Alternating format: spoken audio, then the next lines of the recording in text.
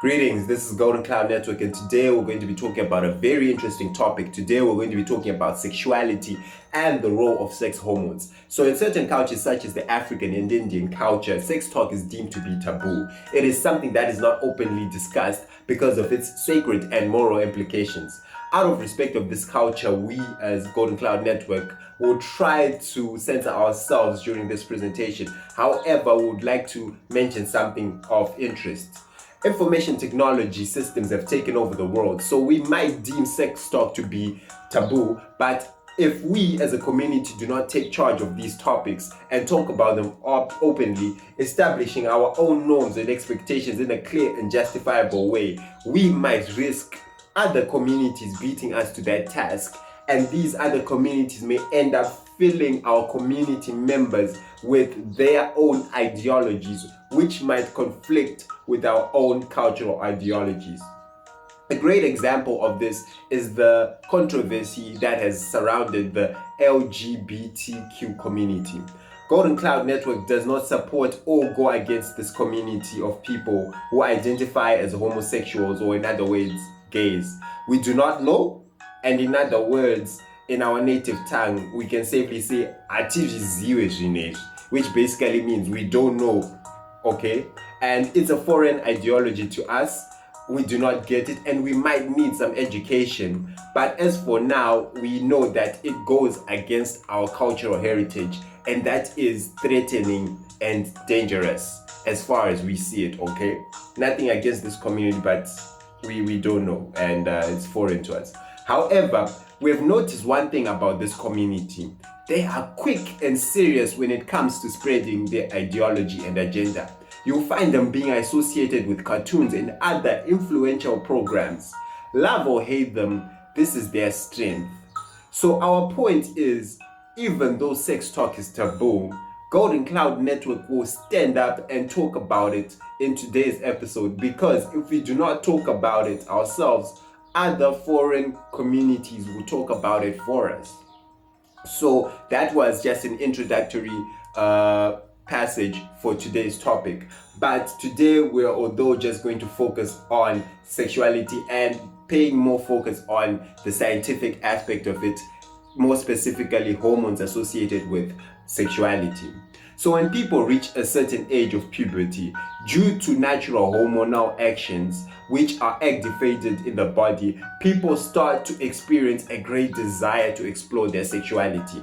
Sex is a primary, sacred, and natural act shared between married couples as a means of procreation. The product of sex is the conception of a newborn child, the product of sex is the conception of a newborn child made from the fertilization or union of the most pure, unique, and potent natural chemicals produced by the males, which are sperms, and the deepest, rich, and most vast natural structures produced by females, which are ovaries. So this process of fertilization can be in vivo, meaning that it can happen naturally within the body after having sex, or it can be in vitro, meaning that it can happen outside the body in the laboratory, where an ovary and sperms are artificially fertilized, then injected in another woman's uterus. This is a common procedure that has been making headlines of in vitro fertilization, where a mother does not necessarily have to carry her own baby.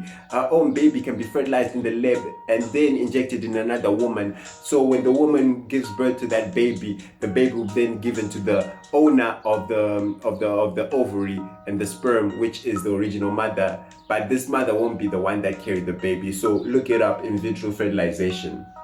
So the desire to engage in sex is driven by hormones which influence attraction between people of the opposite sex. According to endocrine.org, which is our top source of information today, these hormones also influence puberty, menstruation, sex drive, menopause, fertility, and more. So today, this is the highlight of today's episodes. These are 4 hormones and their roles in our sexuality, just for educational purposes. So the first hormone we're going to talk about is the anti-Mullerian hormone, which is commonly known as AMH. It is the hormone which is responsible for fertility and reproductive development of the fetus or conceived babies.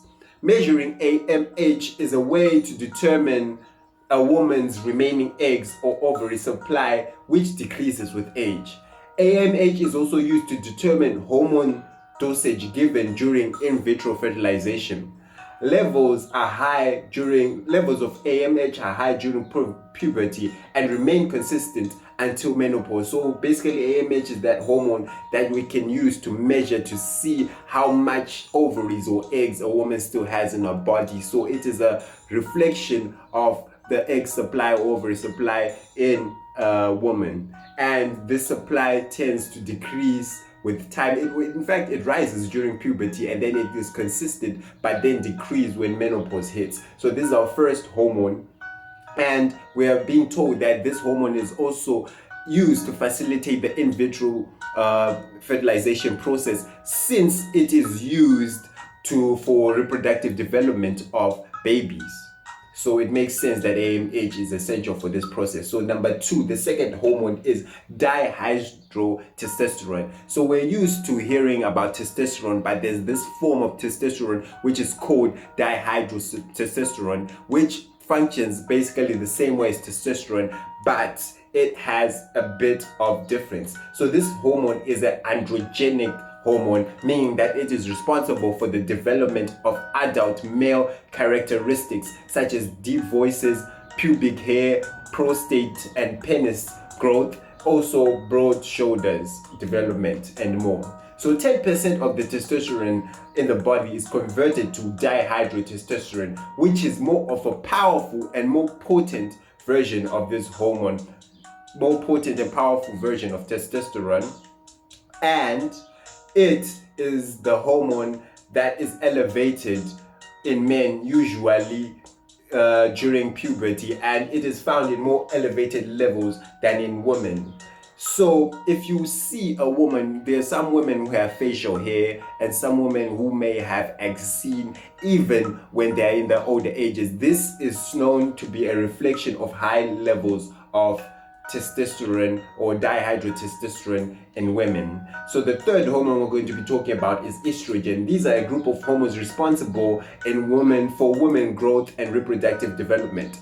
Ovaries produce oval eggs, which are a main source of estrogen, meaning low levels of estrogen are associated with menopause, whereas excessively high levels of estrogen can lead to problems such as weight gain, mainly in the hips, waist and thigh areas.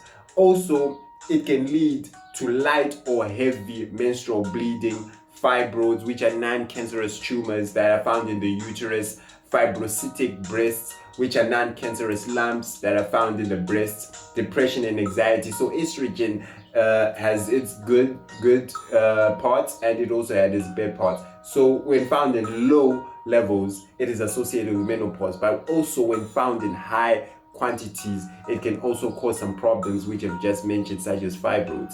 So men with infertility, poor erections, and men who are seen to have breasts are associated with high levels of estrogen. An example of a strong estrogen is estradiol, a hormone called estradiol. So estradiol can cause maturation and release of eggs during the menstrual cycle, as well as can cause the thickening of the uterus walls to accommodate fertilized eggs, right?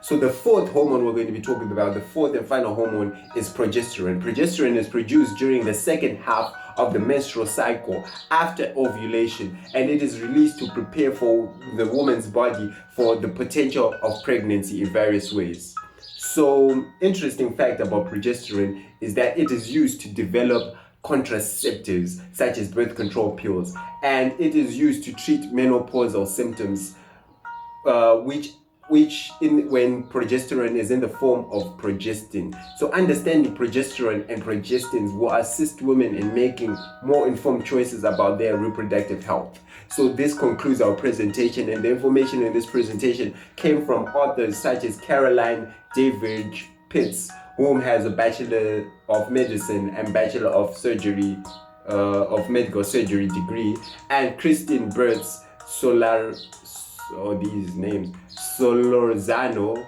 whom is a medical doctor, and all this information was sourced from endocrine.org. Thank you so much for your time. I hope that you learned something. Like, subscribe, and share.